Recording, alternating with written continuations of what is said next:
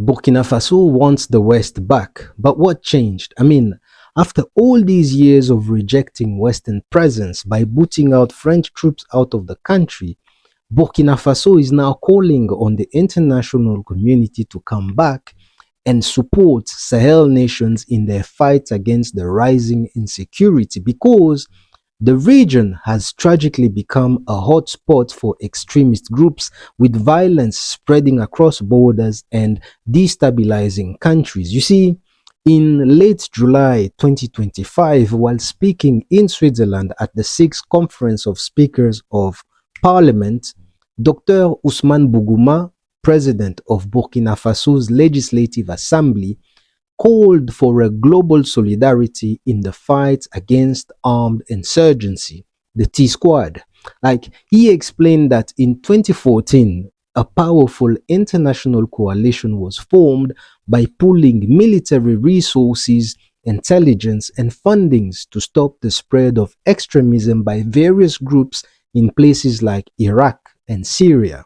Yet today, similar groups operate with impunity across Greater Sahara, especially in the Sahel countries. But the same urgency is nowhere to be found. However, prior to that, at the UN Security Council, Russia, through its permanent representative, called for a collective support from the international community for Mali, Burkina Faso, and Niger's fight against violent armed groups, while emphasizing that only Africans can decide what is useful or not in terms of fighting these groups in Africa. However, we all know that whoever pays gets to decide what gets done or not in Africa. That's just standard procedure. But the man further argued that foreign interference in the region's affairs is counterproductive.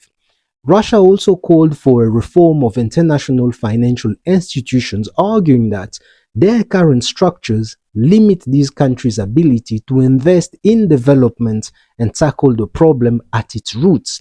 And as I've said before, not all solutions to African conflicts can be military.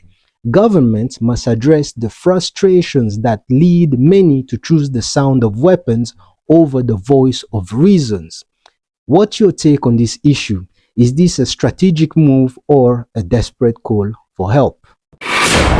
We, ni nini?